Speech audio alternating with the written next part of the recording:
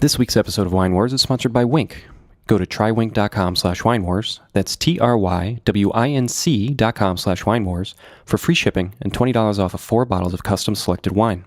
When you go to trywinc.com/winewars, you will answer a simple questionnaire about what food and beverages you prefer. Then Winc will select wines for you based on those preferences. Winc was founded on the belief that wine should be more accessible, simpler to get, and easier to enjoy, and we couldn't agree more. They partner with independent winemakers and growers around the world, so you will not be able to find these wines in your local shop. Again, that's trywinc.com/winewars for free shipping and $20 off of 4 custom selected bottles of wine.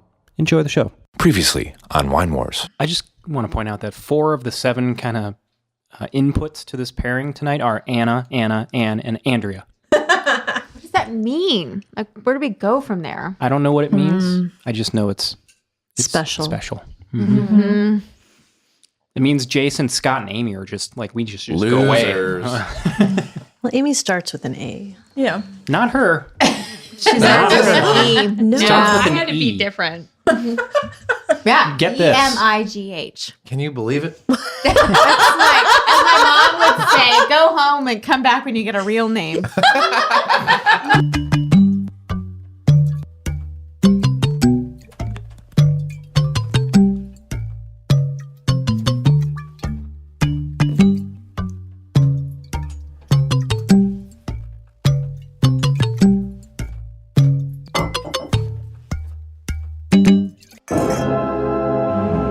Wine Wars, the show with 4 friends who love 3 things: wine and Star Wars.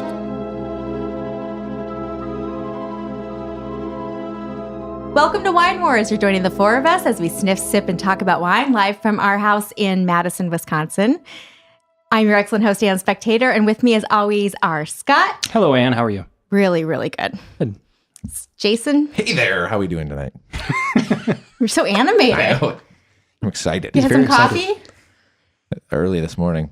I went to like the all-time dinkiest hipstery coffee shop in Chicago today. Had myself an Americano, real good. That's what's going on with you. Well, and I took a nap. So the coffee didn't work so great. Right. And Amy, what's up? What's up? Hi. And we are so happy tonight to have very special guests, Anna and Anna. Hi, Anna. Hello. Very happy to be here tonight. And hi, Other Anna's happy to be here too. That's so great. And you're joining us from Landmark Creamery, where you are both cheesemakers. And we are going to eat your cheese. Yes. Welcome.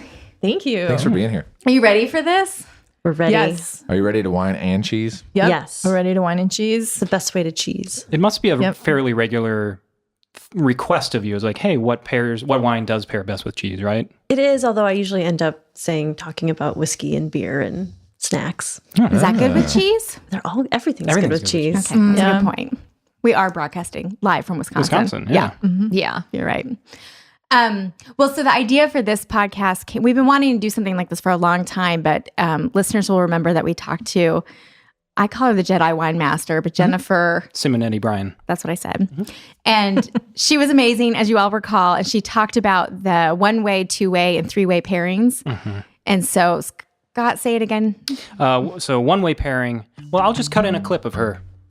We really found that there were 3 types of pairing. There was, oh, you're going to love this, a 1-way pairing where the wine makes the food taste better, or the food makes the wine taste better, but not both. Ooh. Then you have a 2-way pairing where the wine makes the food taste better and the food makes the wine taste better, which is a great goal. But then there's Tell me about that 3-way. a 3-way pairing. That's right. Yeah. We had no idea what to call it. We didn't know. And we thought, okay, this will get a lot of coverage. And it never did. So,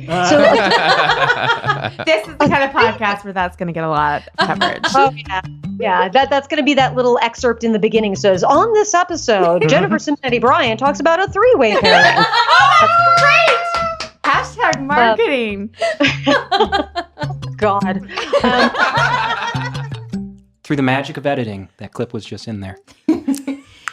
So the magic 3-way, where Thank you, where a wine and food create some entirely new entity that didn't exist before the two were in connection. Right. And her example was Peanut butter and chocolate.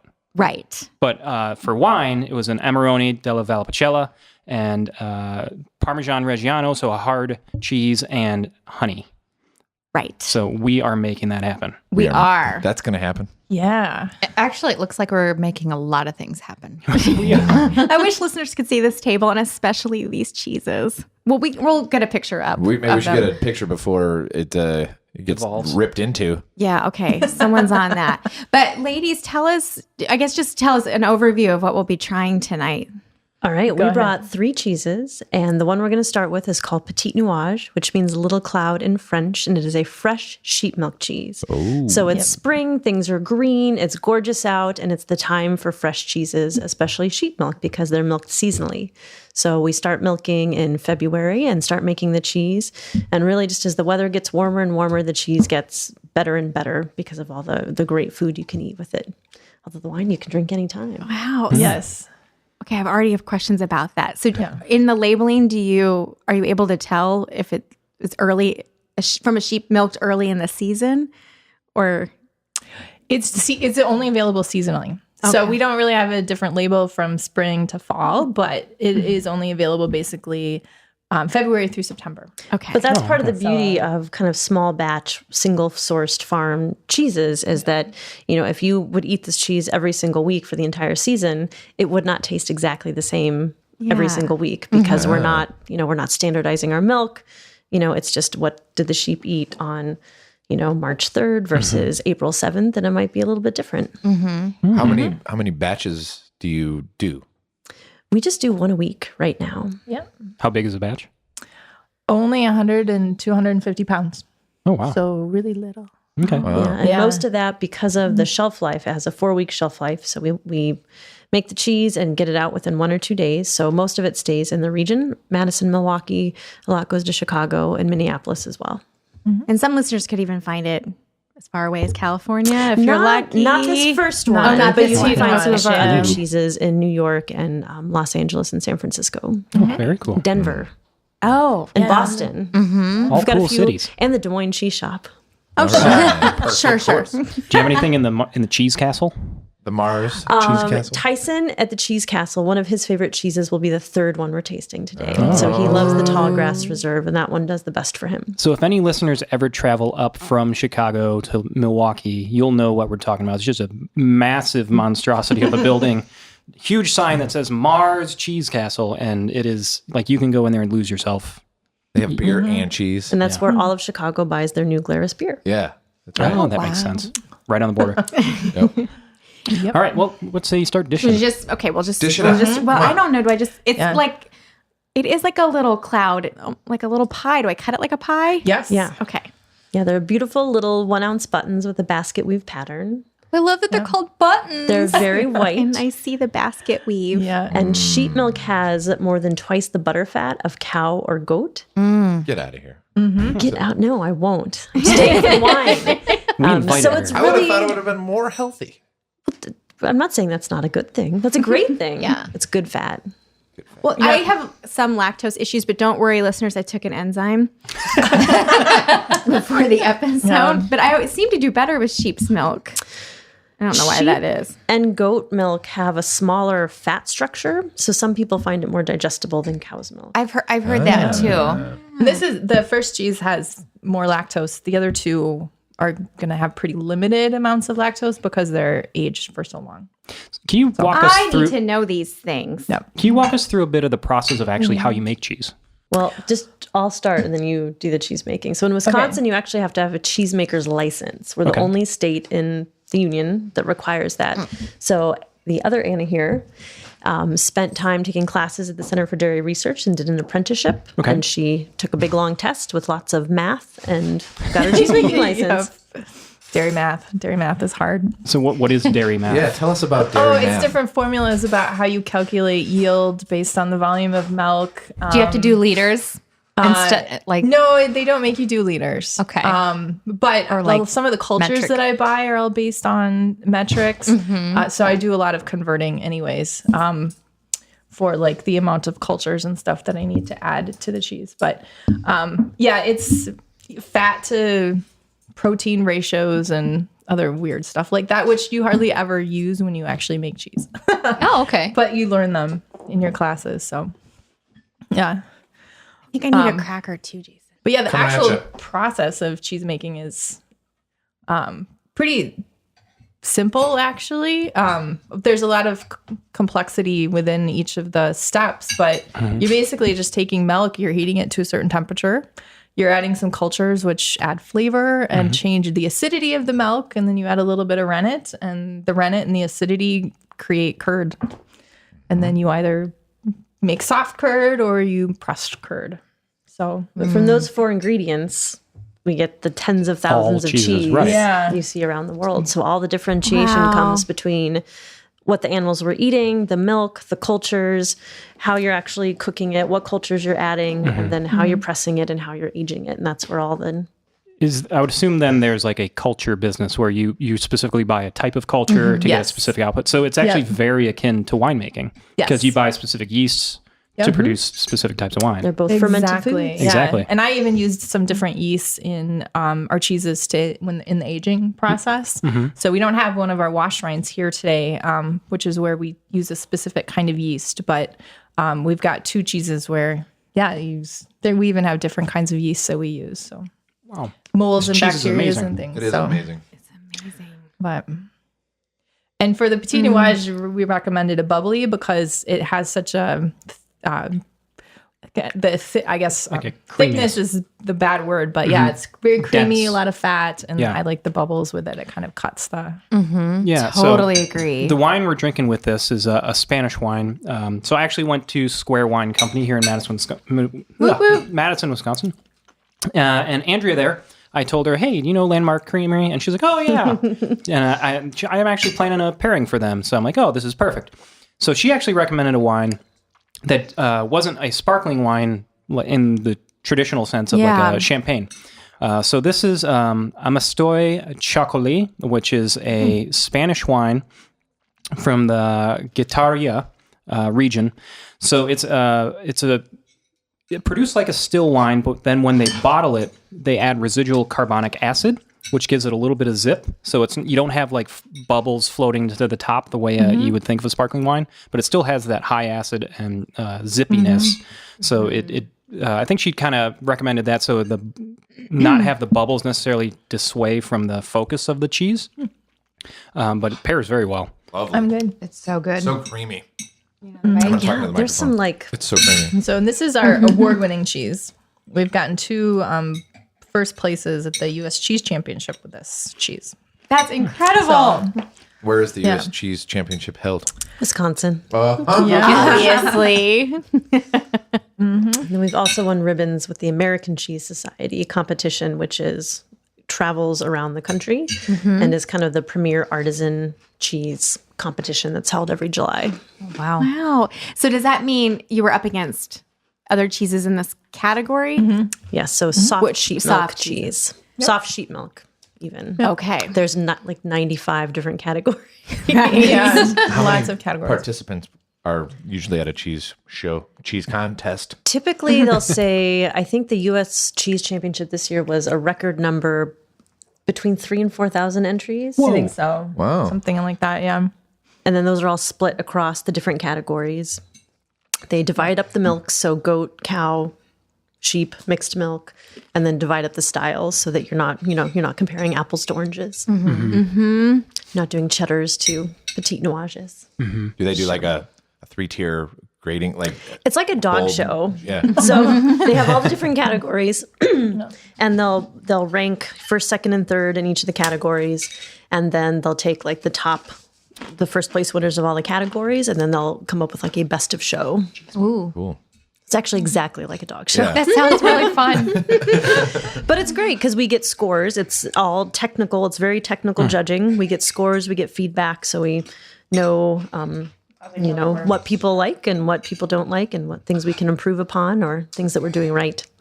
Tell me about the judges. Like, are they just people who happen to like cheese or are they in the business? You're wanting to be a judge, aren't you, Amy? Like, what do I have to do? So the U.S. this Cheese job? Championship and the World Cheese Championship, a lot of them are like professors at universities. Maybe some other good Professional examples. cheese graters. Yeah, professional cheese graters. You mean like Jason's making a grating motion. Grade. Not with a grater. But the American Cheese Society judge is a little bit different. They have a technical judge, which basically starts at 100 points and then takes deductions for flaws on the rind, off tastes, too much salt, too little salt. Whereas No such thing as too much salt. then there's an aesthetic judge, and those people are more cheesemongers, folks who work in retail. There've probably been some chefs. There have been several different types of people who are the aesthetic judges, and they start from 0 and add points for things that they like. So the American Cheese Society is judged a little bit differently, and smaller, kind of more interesting cheeses or just different cheeses tend to do better there. So how would you find a cheese that's been, will it be on the label? Is there a uniform way that goes? If they win, people put it on the label, like on our Petit Nuage package, it talks about the U.S. Cheese Championship. But you can go to their websites and you can see all the past winners from years back. Okay, so I think the moral of this story right now is a creamy sheep's milk with a... And it's got like doesn't have a it has like a sea, like a briny sea flavor to it. yeah. Am I crazy, or does anyone else get that? You're not, but this I batch, have a little bit of tang. It's it's got some definitely tangy. I feel like I taste like a burnt sugar in this batch. There's a little different taste that I like in this batch that I haven't tasted before. Ooh, I'm going for the burnt sugar. I had to Hold on. pasteurize it at a slightly higher temperature. Oh, maybe we cooked caramelized it. Maybe the sugars a caramelized little bit more. What do you think would so as the season moves along and it gets greener out, what is like more ripe grass and stuff like do to a cheese? It will just change the flavor, and it depends on what the animals are eating. The sheep do go out every day, but they also get a hay grain mix when they milk, and sheep really like their hay and grain. Whereas when we get to the cow milk cheese, we can talk even more about grass and vegetation when we get to that cheese. Are sheep similar to goats in that they'll eat a wide variety of foliage, or are they just they like what they like? They aren't as big of browsers as goats are, so they don't eat as many like leaves and trees and stuff. But it all really depends on what's in the pasture too. So, Well, while we have a second, tell us more about how Landmark Creamery came to be and kind of what you guys do. well, I was working on my cheesemaker license, and Anna and I had met maybe a year or two before that. Through It's like telling a group of- marriage proposal story. I know. it is. Oh, I want to hear every two meet? detail. Yeah. So we met through this group of farm women who kept getting together for potlucks. And we realized that we had kids the same age in school in our little town. So, And as I kept walking around town, people kept saying, "Have you met the other Anna? Have you met the other Anna? You two would really get along." yeah. So we did. But yeah, so I was working on my cheesemaker license and I really wanted to launch my own business. But I kept thinking like, oh my God, how am I going to make cheese and have time to sell it? And I had lots of ideas. Anna had lots of ideas. She's also a food writer. So she had a lot of connections and relationships with people in the food world. I am. Oh, She has a this column. is perfect. In the Milwaukee Journal Sentinel called Tallgrass Kitchen. Oh. So This is great. Yes. So she knew a lot about food. She knew people in the food industry, and just had like a good taste for what we were making in terms of how to make the cheeses better. So I was just kind of musing one day, like, oh, it would be so nice to have a partner. And she's like, well, maybe I would be interested in it. So I pitched her. Yeah. And how long So- ago was that? That was 2013. That Yep. fall of 2013. Yeah. So from an idea to award-winning cheese in 4 years. 4 years. Yeah. Wow. Pretty- No big deal. Yeah, so that's And really actually, easy. we I won think our I'll do first that. award in 2015. So Oh, Yeah, so we 1 won year. our first. Faster. Yeah, we won our Wow. first award 1 year in. So, yeah. And where actually, the Petit Nuage has, knock on some big wood here, has won something every time it's been entered. It's Nice. Not really world. good. Wow. it is. Right. But U.S. and American. Yeah. And It's so different. It's so different than any cheese I've ever No. had. super fluffy. It's almost like almost like a whipped cream ish texture. Just so light and airy. yeah, whipped. Yeah, that's why we favorite- named it Cloud. My favorite description was from a chef in Milwaukee at Good Kind, and she described it as a savory marshmallow. That is so dead on. That'd be a good it's- band name. The texture is light and creamy, but the sheep milk is so rich. It's you get the rich taste, but a lighter texture. Oh, I love it. Yeah. And it really is fantastic with the wine. And actually, the little buttons that it comes in kind of look like little marshmallows too. Yeah. Very cute. Yeah. Yeah. So do you have to hand do each basket weave? Like there's this lovely design you'll see in the picture. They're a lot of work, which is why you don't see a lot of cheeses that look like that. They're inspired by, if you go into cheese shops in Paris, you see all these beautiful little cheeses in different formats. So they have their own little basket. So the curd gets poured in, it's drained, and then we flip every single one by hand. And then we turn them out of the molds into the packages and salt them. And it really is you guys who do it, right? You've touched all the cheese. We've touched all these cheeses many times. I think that's good, right? The more like Very clean hands. How many would you produce in a season, do you think? How many clouds? How many clouds? Oh man, Let me do that's some a math. pretty big number. You guys keep because talking. it's 1,500 to 1,800 a batch. Wow. So almost 2,000 buttons each week. oh my gosh. So We're eating 4 From right February through September. Yeah, so 8 months. Yeah, like almost 60,000. Wow. Yeah. And what is it? What is No wonder I'm button so cost? tired. now. Yeah. Do you guys have time for this right now? I'm gonna go. There's some in the car. So you can find them in packages of 4, and they retail anywhere from usually $8 in the Madison area up to 10 in Chicago. That is a very good price. I actually recommend you increase it. Yeah. Yeah. I was You heard it thinking here. like We're a lot doubling more. it. Hand fluff. Anne says we should double it. Hand fluff. We're cheese fluffers. I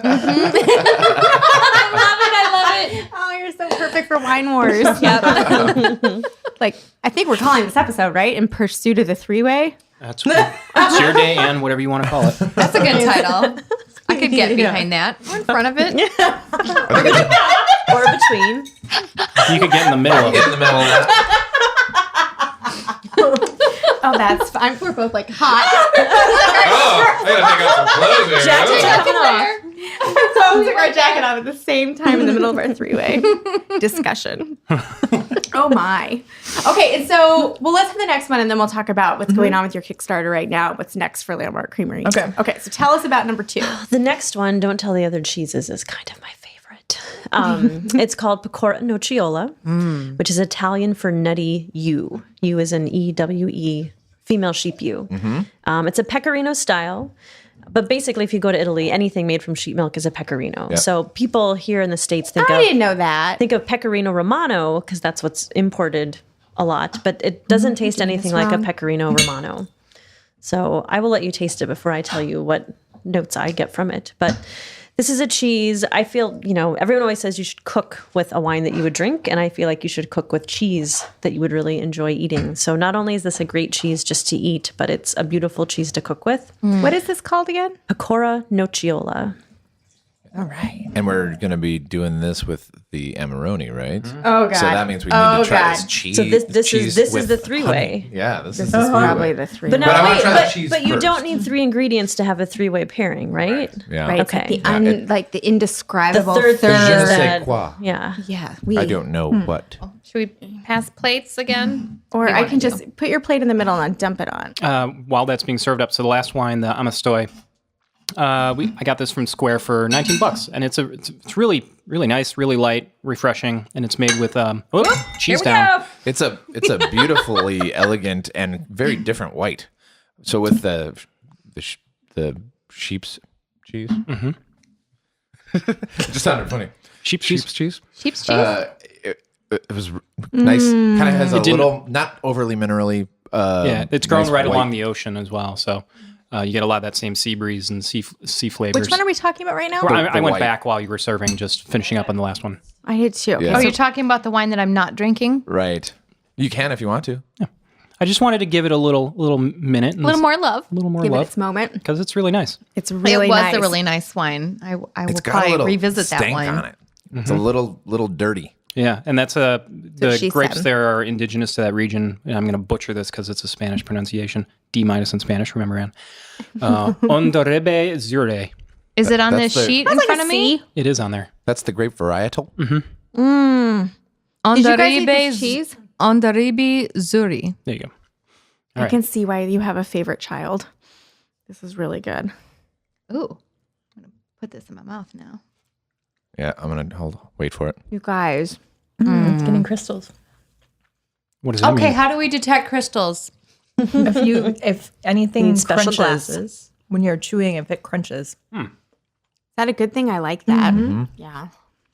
So Yeah, and is this that the cheese, sugars condensing? What do you it's mean? actually protein. In this cheese, it's the protein.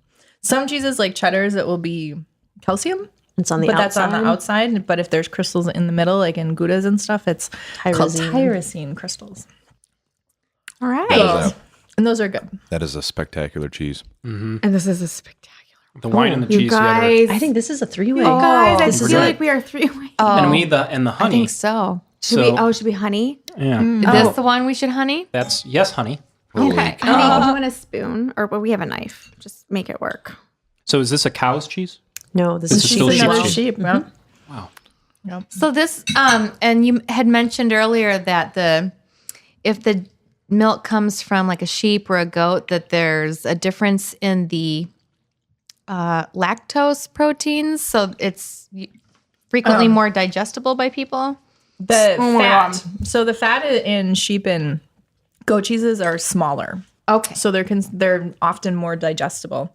But sheep and goat and cow also all have some different proteins in them. Okay. So some people, they may not be lactose intolerant. They may have a protein allergy. And if they can't eat cow cheese, but they can eat goat cheese, that's most likely what the issue is. Maybe that's your issue. Protein instead of the lactose. But fresh cheeses have a lot of lactose in them. Aged cheeses don't, because the cultures and the bacteria, and as the cheese dries out, they eat all of the lactose. And so, I've noticed that too. Yeah. The older the better for Yeah. me. Yeah. So anything 12 months and up is going to have almost no lactose in it. So whereas the little Petit Nuage probably has a lot. And sheep has a little bit more lactose than cow milk, but not much. Huh. So I don't know why I didn't ask somebody who knew things a lot sooner in my life. I've been suffering needlessly for a long time. And those around me as well. But I'm not going to get into a whole lot more detail unless people want more detail on that topic. I think we're good. This time. I think we'll hold off. We'll save that for a different episode. all right, I need some more. Great. Oh, yeah, you do. I could use some more too, really. Oh, my God. What makes Amarone special is that it's basically it's dried grapes. So that Raisinated. they're almost raisinated. And then It tastes like raisins. And then they're squeezing every drop of juice out of it. So it's really, I guess maybe sugary is the word. Yeah, it's high concentrated sugar because the grapes are left on like straw mats and left to age over maybe, depending on how long they want to let it age, could be a month or so or 6 months. And then all the moisture just naturally evaporates, and you have really condensed sugars and really condensed grape skins, so that everything about it is just very intense. Yep. And it's very slow pressed, usually when it's fermented, very delicately made. And it's a huge amount of flavor coming off these wines. And it comes from the north, what would that be? Northeast of Italy. It's East of that. east of that. Yep. Oh, I don't know So what that Probably it's is. is north almost- of Piedmont, but further east. Like west of Venice.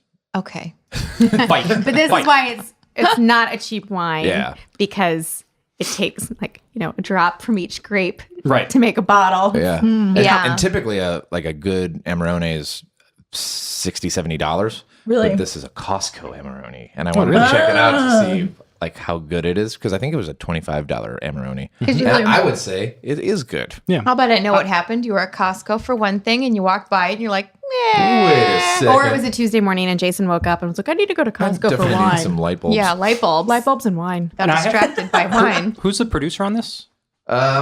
Kirkland. Estates. Antiche Terre. Terre. Antiche Terre. I've seen that, I think, for like $45. So you got a good deal on that. Yeah, and it's a 2012. It's good. And I would say, in the terms of the pairing, I think the wine with the cheese is pretty amazing. And I don't need the honey. When did you pick this up? I agree. This Me too. Tuesday? I agree. It was a Our month three-way ago or only so. needs two. Oh, we got to go and see if it's still there before they realize maybe the price is too low. We recently did a whole episode called The California Cabs of Costco. And we actually got listeners who wrote us sort of like sympathy notes about like, it's so sad these Wisconsinites have to go to Costco for their wine. Which we don't have. We have some options. Yeah, there are options. But sometimes Costco's one of the options. Yeah. And it's close. And we figured, like you can get an Amarone at Costco. People should know that information. That you should know that. What if you have a fabulous sheep smoked cheese and you need a three-way? You need a decent Amarone. That's $25 and not $70. This is such a good combo. Oh, I know. I need a little more. Let's say more about the flavors in the cheese, which I don't feel like food writer. What do I need to know? So I feel when I describe this one, and what I feel like I taste most often are notes of browned butter and toasted nuts. Like pine nuts.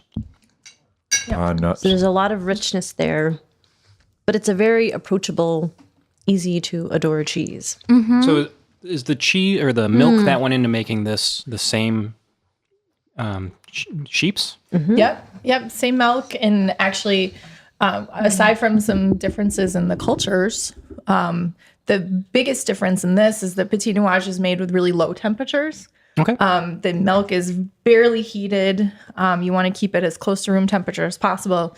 With a pecorino, you cook it really hot. So it gets really hot and you cook it even hotter. And that's why the color is even very different. It's much more browned and kind of caramelized. And I think that's why it tastes more toasted because it's a cooked cheese. I don't know why it didn't dawn on me before, but it's essentially the same thing with wine too. You control the temperature of the fermentation; it gives you different flavors in the wine. So red wines you'll ferment at higher temperatures because the grapes can handle it, and white wines at lower. To keep more of the fruitiness and natural flavor. So it's a great cheese. Yeah. Wow, you guys, would you ever do anything with this other than just eat it straight you up? just read my mind. I mean, like they sell it. Like grate it and put it like on a salad or pasta. Yeah, I like to take a vegetable peeler, and you can get these nice long, thin curls, and I'll do that over a salad. But anything you would grate, parm or anything over, you could use this. So pasta, salads, risotto. It's not really salty. Not as salty as Italian pecorino. No, it's I not. expected that, and it's just not. Yeah. I like how smooth it is. What's Like you have all that flavor, but it's not like overwhelming with tanginess or anything. What's the difference between a pecorino and a Parmesan? The milk. Okay, so Parmesan's from Parmesan's cows. always cow milk. Yep. Okay, and pecorino's always goat. My God, we are learning. Yep. Do you feel it? It's going to Yep, go right it's up here, and I'm always going to sheep. forget it because we're drinking a lot. But when I listen But back then you to get to editing, listen back. Exactly.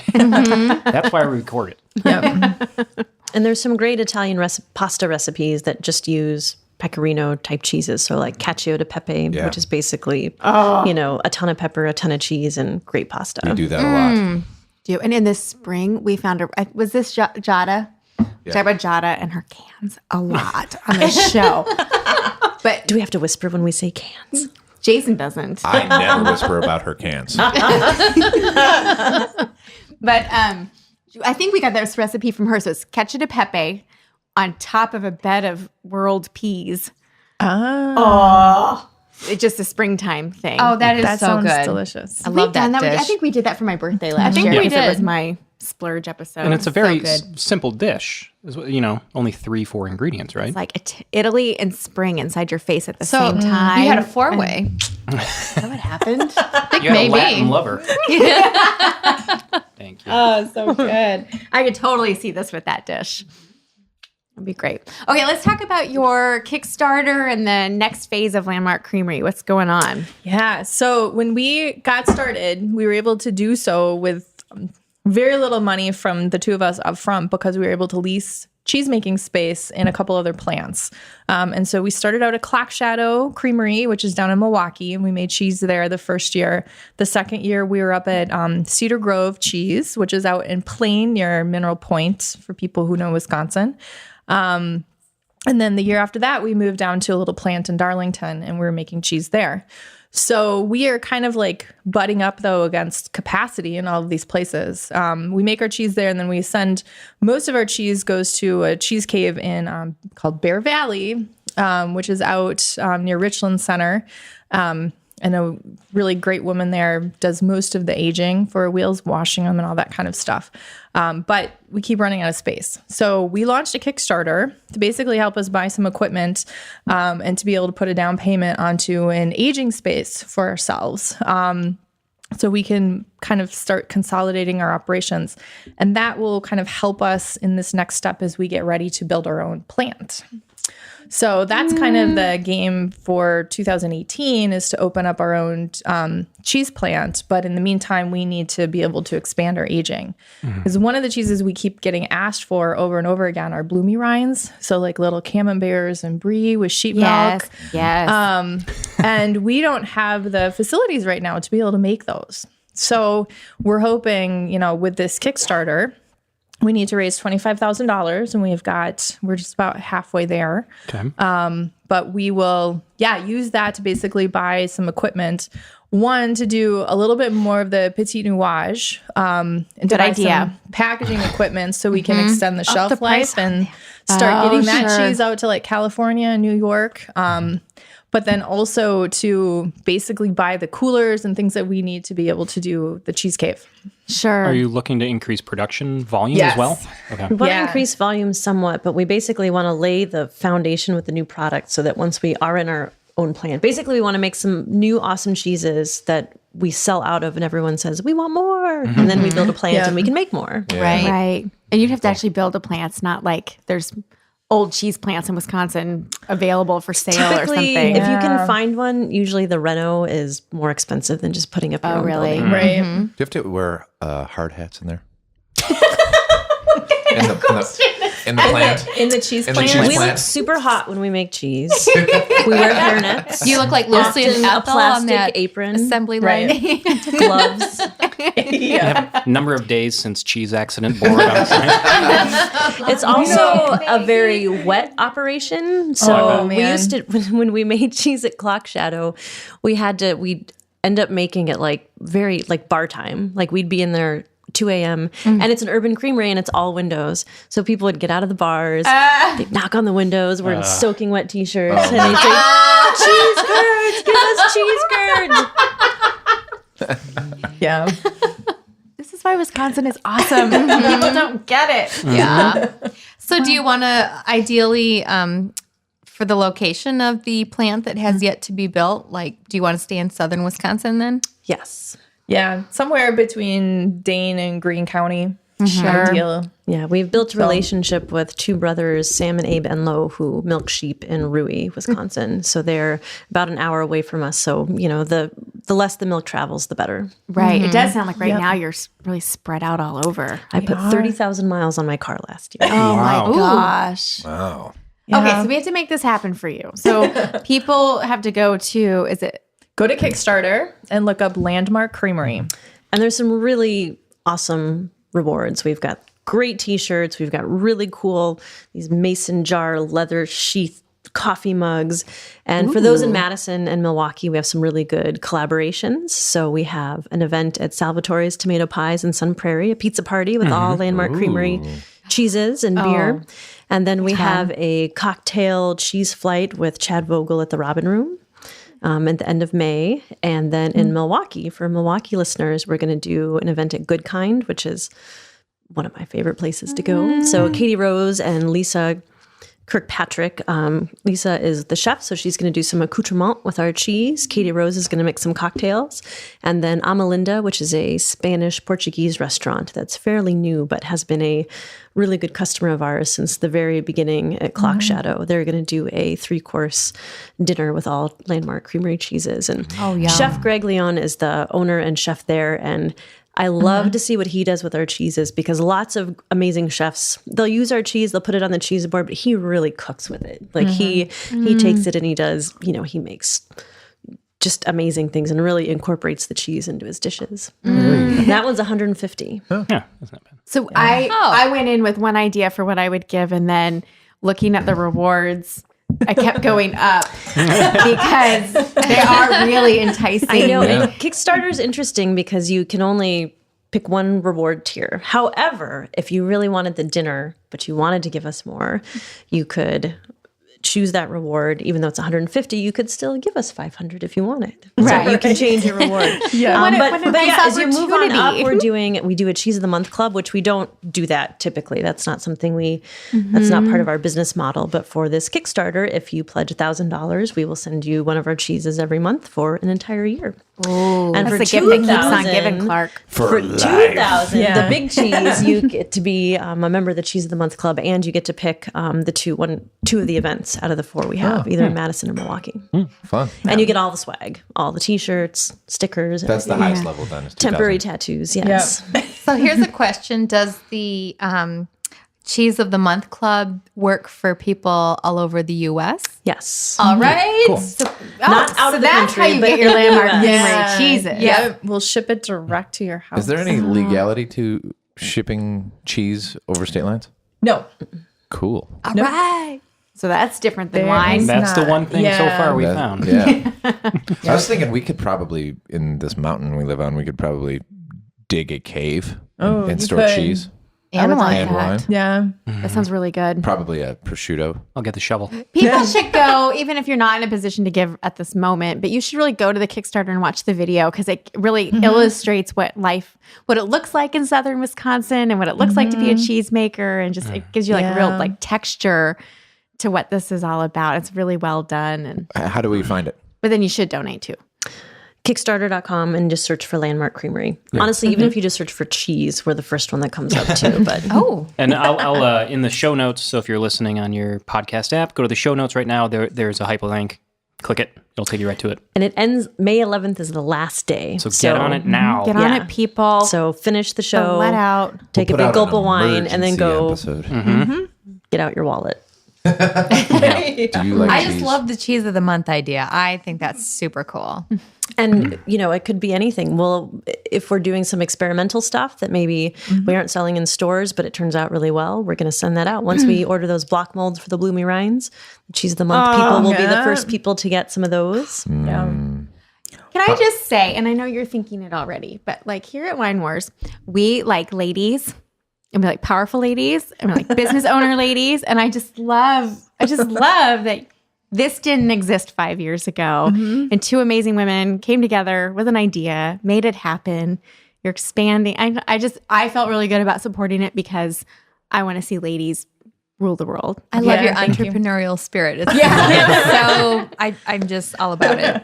Out of 1,200 licensed cheesemakers in the state of Wisconsin, 60 are women. Right. Yeah, I feel like there were similar numbers for the masters of wine. Yeah. Like there's more billionaires in the world than there are masters of wine. It's like Masters of the Universe. I know. Masters of wine. Why do you think there aren't more women in cheese? Well, I think a lot of the cheesemakers come up through the cheese plants. And it can be really hard work. So particularly in the plants that just crank out cheddars and stuff. I did my apprenticeship in a cheddar plant, and they made some other stuff too, but it was a lot of cheddar. You're slogging a lot of 40-pound blocks, and they're not. So it's 40 pounds of cheese, but then the block itself weighs another 15 pounds on top of that, and it's a lot of repetitive motion. So But did you have amazing arms? I am really strong now. Yeah, like are your biceps just like Madonna's? Yeah, I don't look like Madonna. My arms don't look like Madonna's, but Still, like you. I mean, But she can lift a car. Yeah. Just Vogue all So day. I don't know. I kind of have this thing where I think it would be a really cool trend if we could get more women even just to like volunteer like on farms for like an awesome workout where like you don't have to wear spandex and you get to breathe like awesome air and like learn a skill. And Anna, you'd get all your hay bales moved. I know I would. Right. I know. Yeah, let us know if you need lady work day. Yeah. I think we're in. But I might get tired because what you just described sounds really hard. Well, you see a lot more women who are making goat and sheep milk cheeses. Again, and usually smaller format. So you don't see a lot of women working in the plants that make a lot of the cheddar blocks.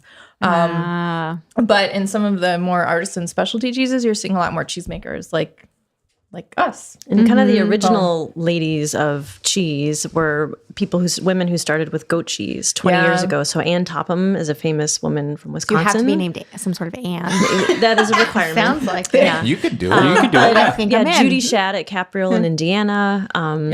Who else? The Cowgirl Creamery women in California, Sue Conley and Peggy. Yeah.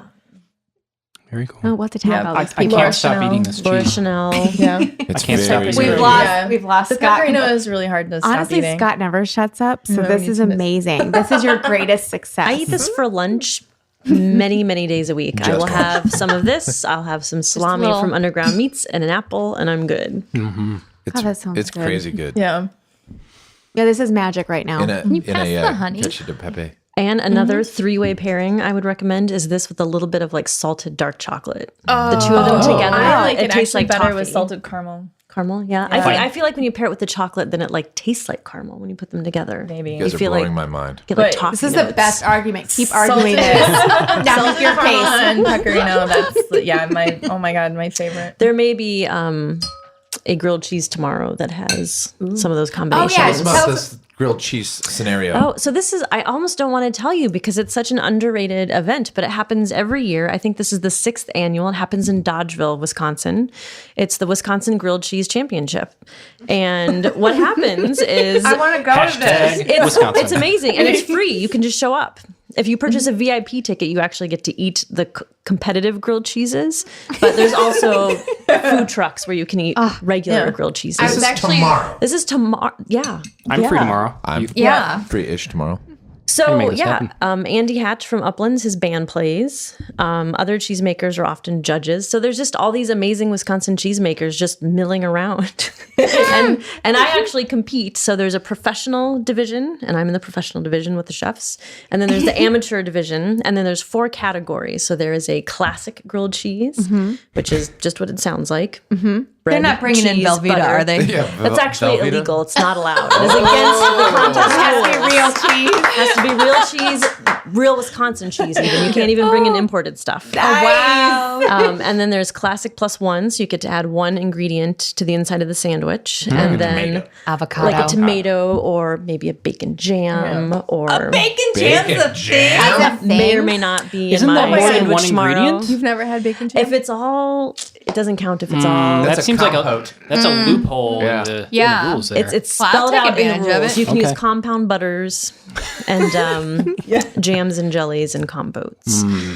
And then the third category is kind of the all-out category. It still has to be 60% cheese inside, but you can add whatever you want. And then the fourth category is dessert. And the Pecora Nocciola is my dessert grilled cheese. Ooh, What the one does we're that having is your mean? dessert grilled cheese. That's what I still have some kinks to work out tonight. But Okay. You That's my totally plan. could have practiced. I think pour yourself a little more Amarone. And the ideas we are can do just another going to show and we flow. can do grilled cheese and wine pairing. Oh my I God. would love Yeah. that because We'll come back. This is fun. I'm kind of a big fan of grilled cheese, but I try not to eat it too often. Just I don't know, like all the butter and I don't know. I should eat more of it. But I just had one yesterday, and it got me thinking like, what would be the ideal cheeses for a grilled cheese sandwich? And it's like a rainy, crappy day out today, so it's like the perfect day for like some soup and a grilled Yeah. cheese. Comfort food, yeah. Talk to us about the bread. Does that have to be homemade or Wisconsin or No. no rules on bread? No rules on bread. I'm using all wonder. Madison sourdough company bread. Good choice. Good choice. I went and picked it all up today. Do you think a Great. brioche would be too airy for a grilled cheese? There's the one Madison makes has some openings, but I'm going to use that one for the dessert. So Okay, so when sounds this like airs, so it will much already fun. have it will already have happened. happened. I will have my trophies on my shelf. She won her category. No, did you win last I year? got No, third last year, but there was a questionable issue with the first place winner. Controversy Yeah. at the grilled cheese Yes. contest. Yes, and yes. Somebody doping. Someone used an aioli in the classic division, which I think is not in the spirit of a classic grilled cheese. No. Can't use an aioli in a class. I, No. I agree, but it was not Respect the specifically intent of the spelled out. rules. Oh, So were yeah, robbed. I issued a no. What is it? What do they call it when you complain in the Olympics?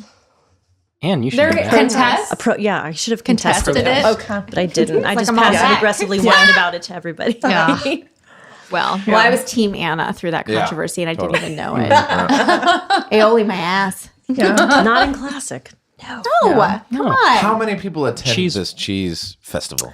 About Grilled cheese festival. 4,000. They're expecting 4,000 this year, my but God. it doesn't feel like that.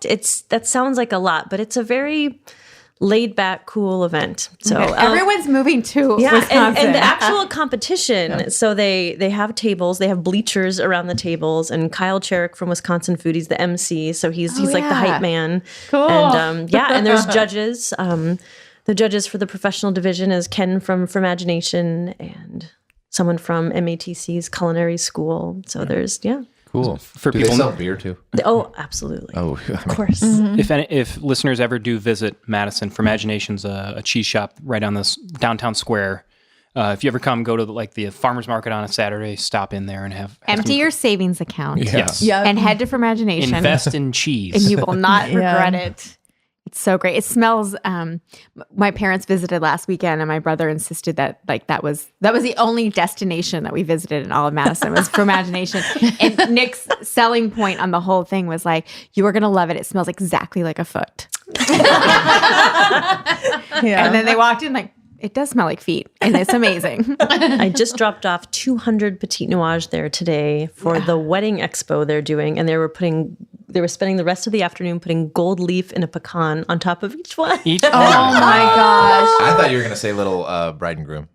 Well, have you heard of the cheesecakes for wedding? So For Imagination does those. It's kind of a new trend where instead of having a wedding cake, you stack wheels of cheese. And Petit Nuage makes the I perfect just got topper. like happy goosebumps I all know. over. Wow. Do you remember Yeah. when we were going to pick out a wedding cake and you just picked out cheesecake, and then that's all we had? And I'm a lactose intolerant, so I didn't have any dessert on our wedding. Remember that? Do There you were- remember that? I remember Has that. she mentioned that It's since the wedding? in my memory. I do recall that there were many other types of desserts. They were showing us all these things, and he kept saying yes, yes, yes, and then we were done. I remember like little dessert shooters. Yeah, it was cheesecake in the shooters. Oh, okay. It wasn't all cheesecake. It was. There were It a was. couple different kinds of cheesecake, sure. Sure. And there was chocolate ones. I actually used that design. So your little dessert shooters, I used that on Valentine's Day the next year. Amy was at work and I made it the little dessert shooters. It's very good plating. Yes. Yeah, good presentation. Adorable. Stop already. What do you guys think of the Amarone before we liked move it. along? Liked it a lot. Loved it. There- It wasn't the best Amarone I've ever had, Right. which is a little bit snotty, and this is not a snotty wine podcast, but it was very good. No, Well, that's that's why good, I 'cause asked you when you got it because I want to go to Costco Yeah. and see if they still have any. $25. For the money, it was fun. It was very, So very fun. and the Pecora, can you get that on your website? Yes. Listeners, do that right now. Like Yeah. it is. Stop everything. Buy now. I know. Pecora. Or And go to that one, Pastoral in Chicago, is selling a ton of that right now. And up in Minneapolis, you can find it at Surdyk's Liquor and Cheese, and also Kowalski's, which is an 11-store chain, just picked it up. Oh, so nice. Sure. Yeah, In that's a big Minneapolis? one. But I also, haven't heard if of you this. have a cheese shop near you and they don't have any Landmark Creamery, tell them to Yeah. get it. on it. yeah. Yeah. Because we'll be happy to ship it wherever. So the third cheese, it's a Tallgrass Reserve.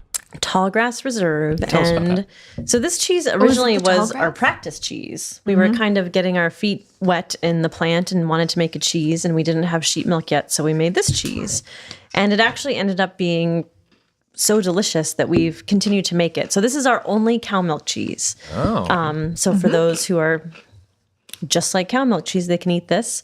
This also allows us to get some support from the Wisconsin Milk Marketing Board because they only support cheeses that are made with cow milk. I didn't know that. Yep. It's a checkoff elitist. system. So all the cow dairies across the state contribute a certain amount of money per hundredweight of milk. So this cheese you need to smell first before you eat it. Oh, Okay. crap. I did it wrong. I did too. That's okay. So this has a natural moldy rind. So this is aged in an aging room, a curing room. So you smell a little bit of the cheese cave, a little bit of the Totally. mustiness, but then you also get some like little bit of grassy note to it. And And since this one is aged, it's okay for people who have the lactose issues, How long is this age? or it's less At less least of a 6 concern. months. This one was made in August of 2016.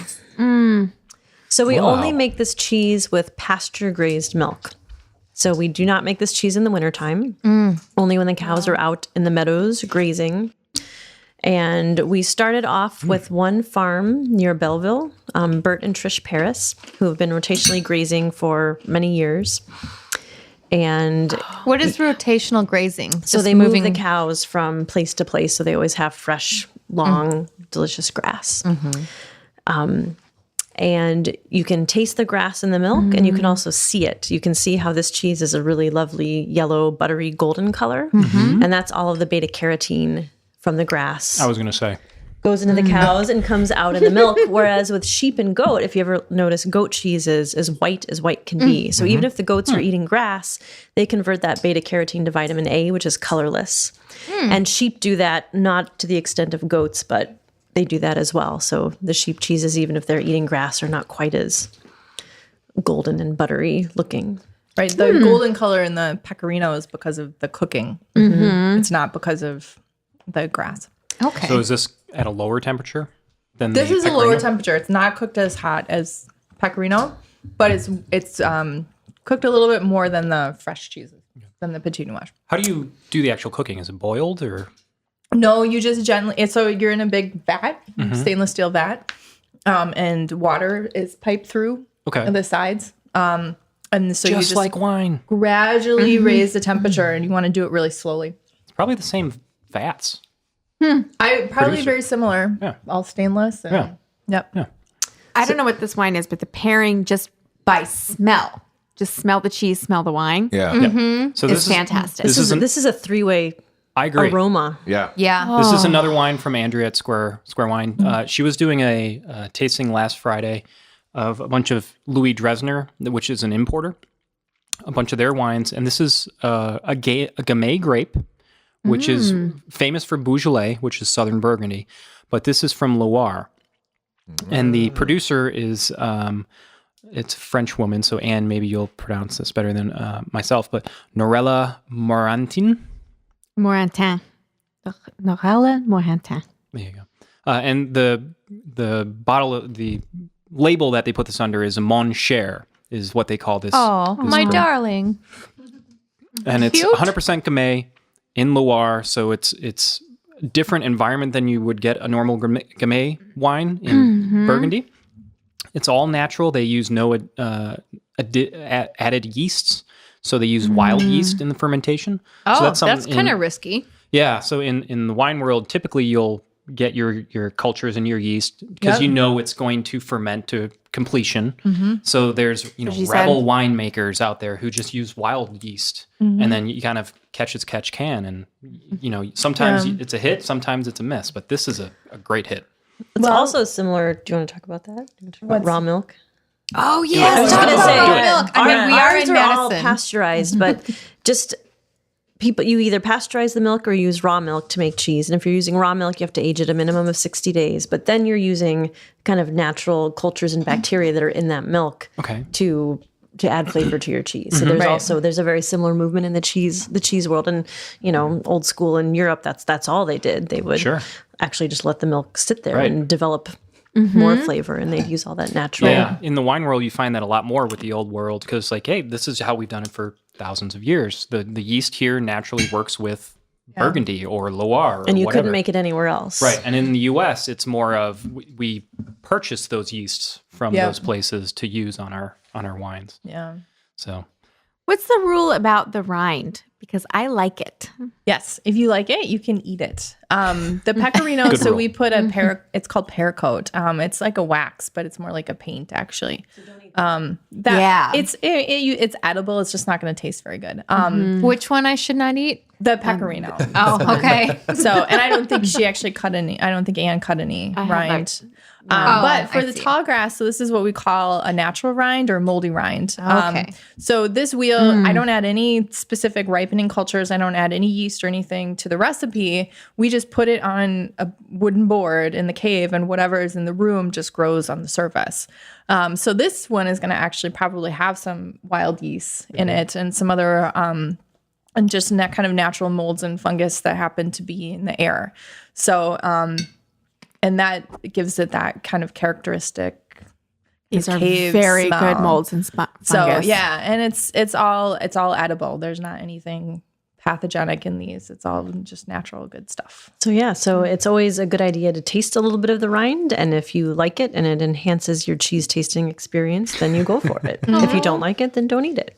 Yeah, it's very The other thing that's special about this particular batch is last year the farmer we started with was going organic, so it was easier for him to sell his milk off to a larger co-op and more difficult for us as a very small creamery to get it.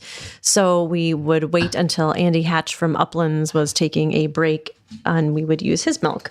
So Uplands makes Pleasant Ridge Reserve, which is a very famous Wisconsin cheese. It's one of the most awarded cheeses. It's the most awarded cheese in the country.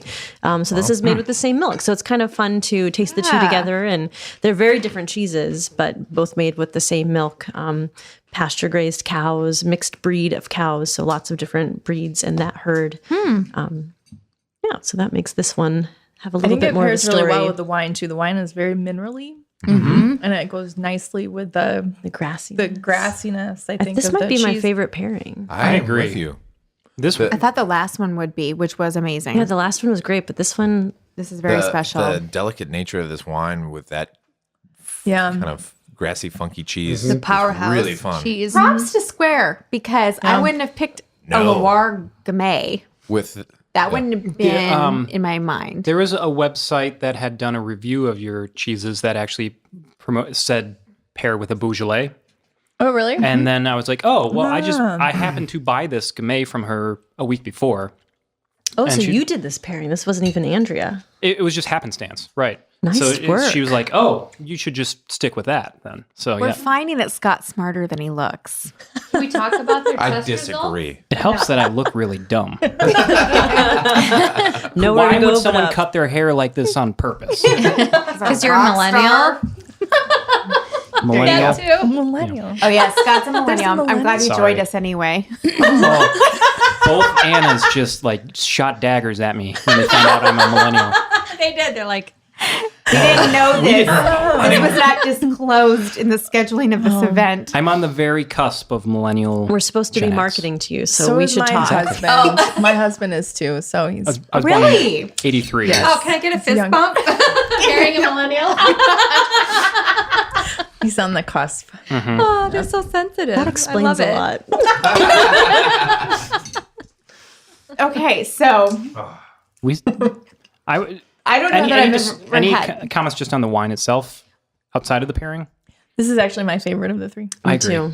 It is a very. How much was this bottle? 100% Gamay in this show? We've done a whole episode on Beaujolais. You were there. Oh, yeah, and I wasn't a Right. a fan. Was Which that is- 100% Gamay? Is that- Yeah, in a all Beaujolais is 100% Beaujolais Gamay. Gamay. All right. Which No, is I why- was there. Which is partially why I bought this. I was actually thinking we'd do an episode on like second chances. And I put this aside to like, hey, here's proof that you actually like this grape. You're But- due a Syrah for Jason. Probably. Have But, we ever done Syrah? No. Yeah, we did. You were there. I wasn't there. I I think we found one that you liked, don't. I don't and you recall. had a moment. Try the Anyway. Pecora He's growing. with this He's- wine. What's that? Try the Pecora with this third wine. Oh. Dish it around. I Okay, didn't think now about some mixing more. it up. What It's do a you little say? different. I did. All I right. did the sheep's cheese with the Amarone, and that was like, oh, weird. Oh, okay. Oh, this is so fun. There's three. Well, there's- What does that mean? Like there's A nine. 9-way? 27. How Three many squared. combinations can we make? Theodore the Doodle is losing his mind that I'm not giving him cheese and pistachio nuts. By the He's way, being pretty good though. Like he's he still knows. quiet. He knows the red light is on in the recording studio, and you do Oh, not. here we go. Here we go. Uh-oh. Be cool. I brought attention. I brought attention to the situation. Now he's like, yeah, give it to me. Yeah, you want to hear from me? I'll tell you. I could use a little bit more of that Gamay, sir. Yeah, Sir I'm Scooter. out of Gamay as well. While that's being passed around, so this Gamay, Mon Cher by Noella Morantin, it's $26. So it's not, inexpensive in any manner. What is it? But it Oh, okay. totally worth it, especially if you're pairing it with Landmark cheese. Oh my God, yes. And it almost has an effervescence, like the first start of a dance on your tongue, which is fun. And it's Because got this leaves the cheese it's I mean, it's creamy, but it leaves like a creamy coating in your mouth, and then the dancy wine. And they both have the earthiness of it Right. that go great. They're great fun. together. Yeah. How many different cheeses do you guys do currently? So these are our 3 main cheeses. We also do a 4th cheese called Pipit. And actually, I guess I'm leaving out one of our biggest cheeses is called Anabasque. That cheese we actually ran out of this spring. So we don't actually have any that we're selling currently. It's aging. It's getting ready. It's aging, but that's our wash rind cheese. And that one's a little funky and extra yeasty. And it's kind of a pinkish. It's trickier to pair, but Andrea has figured out some pairings. And that one's based Anabasque. on... So you said Anabasque. Anabasque. So it's based on a Basque-style cheese called Osso Arati. But we had to throw in Anna. Sure. So that was like... It's a play on arabesque, so Yeah. Yeah. it's good on all sorts of levels. Sure. I love it. So we have a 4th, Yes. like experimental cheese here, Yes. right? No, we've never made it before. No, we've never made it before. I just had an opportunity You tasted today. it. It's good, right? Yeah. Okay. I tasted it. You didn't die, we right? drink with? No. So yeah, I mean, it's a simple cheese, but we made ricotta tonight with the sheep milk, a whole milk ricotta. So we can have that, and that will be really good with a little So not honey. whey, it was milk. just milk. And the berries. We have blackberries and Berries. raspberries. So Should I open a sauterne? Try the sauterne with the Pecora. You should really try everything with Drink all of your wine with We should definitely drink all that one. Andrea has paired sauterne with Pecora, and it's pretty outstanding. What do you think would be cool with a... We'll do that too. We'll do them with them both. Okay. Actually, I'm going to need Amy to pronounce ricotta the way Jada and her cans would. Ricotta. Amy, you couldn't see it, but she was shelving nicely. Yes. Awkward. Oh, this is so 3-way. Is ricotta from sheep, or can ricotta be made from any milk? It can be made from any milk, but traditionally in Italy, not only is it made from sheep, but it's made from the whey, which is typically the byproduct of when you make cheese. Yeah. When you coagulate the milk, you separate the curds and the whey, like Miss Muffet on her tuffet. But yeah, you would actually coagulate the whey and get all those little bits of protein that are still left and make whey milk. Ricotta. And we have shelving. She had shelving. Oh my God. It's like, it's like so amazing. I like, Thank you. can't even, I guess. No words should have sent a poet. Well, it's like you want to chew it, like you want to bite it. And It has a lot more flavor and texture than what you would buy in the grocery store. oh my God. It Yeah. does- yeah, you can't even like think of them as the same thing. It's so fresh. It's really good with the sauterne. So did you just decided to make this today? I had the opportunity to. I don't always, and I have limited equipment because again we're renting space, and so we can't build what we want to build all the time. And I was told that this particular piece of equipment wouldn't get hot enough to make ricotta, but I just had to try. I'm going to try it. I just had to try. That's it. another thing that makes this Anna great. And she's like, you say I can't do it?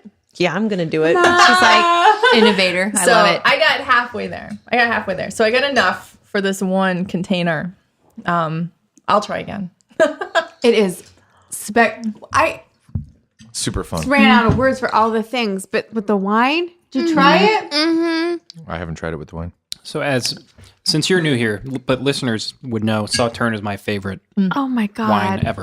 I'm not gonna Go back and try cry. it with the Pecora, too. I will drink it with everything. And this is the I was Pecora thinking I was version. going to add honey into the ricotta, but with the sauterne, you don't even need to. Yeah. It has enough sweetness that it's like honey itself. Right. The sauterne should be chilled, but it is not. I'm sorry. It's good though. I think it's good, not chilled. Yeah. Well, the flavors are really pronounced. You know who I feel bad for is all the listeners who can't eat all this amazing Yeah, it's cheese really and food good.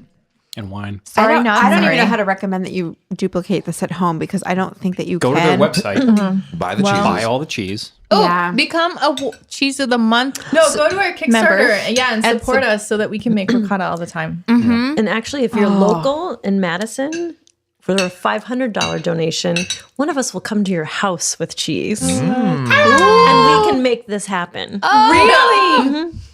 Party with a cheesemaker. Oh, that's so cool. That is That's cool. awesome. This is a really fun thing. Ricotta, honey, and Sauterne that is a weird thing. It is awesome. Scott, do you want to do a refresher on Sauterne? Sure. Sauterne will be from Bordeaux.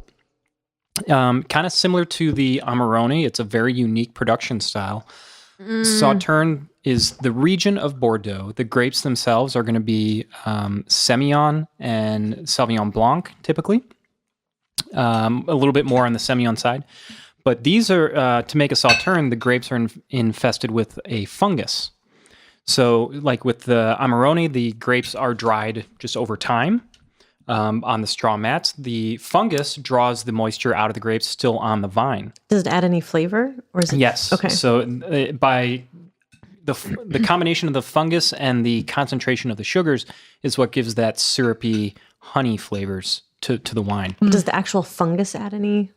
Yes, I don't know the exact impact, like flavor profile Kind of of like the fungus. a cheese rind. But that's another thing. So going back to the impetus for this episode, Jennifer Simonetti-Bryan, Jedi winemaster, she was, I don't know if it was in Bordeaux in particular, but she was touring a vineyard, and the winemaker said, does anyone want to eat a fungus-infested grape? And she's like, oh, I'll do it.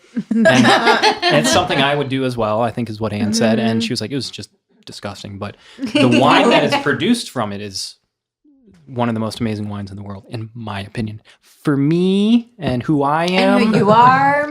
this wine is the best. I gulped it. Is that cool or not cool? It's your day, Anne. My day. I gulped it. It tastes like a really sweet foot. Sweet foot. This is spectacular. This has been like, this has been like Yes. a standout show. Tell us Thank about, you so much. Mention the Kickstarter Kickstarter. one more time, please. Kickstarter. Go to Kickstarter.com, search for Landmark Creamery, do it by May 11th. There's some sweet rewards. We'd love to send you some cheese. Okay, so this has been Wine Wars Podcast for this week. Please check us out on the Twitters and the Facebooks and the Tinder, Grinder. Instagram. Definitely swipe right. Ubers, Spotify. Rate and review us on iTunes. That would be great. It helps our ranking if you give a review and subscribe. Appreciate it. Did I say Grinder? I said Grinder. Great. Glad we covered Grinder. But I mean, we're sure we grinded, right? If you have any thoughts or comments, please email us at winewarspodcast@gmail.com. And until next time, please remember, It's just grape juice. 1, 2, 3, 4. Wine Wars.